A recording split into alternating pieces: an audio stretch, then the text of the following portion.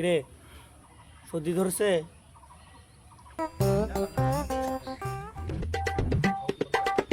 এ ধর টিস্যু নে, টিস্যু দিলে ভালো হইবে।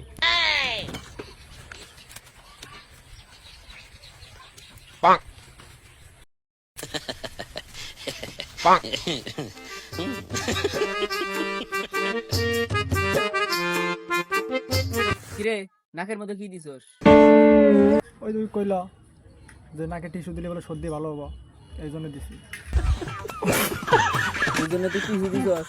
হ্যাঁ ওই কইলো ইনশাল্লাহ এখন সর্দি ভালো হয়ে যাবে। তোর নাকও তুললে কি? কে টিস্যু? তোকে নাকের মধ্যে দিবার কইছি।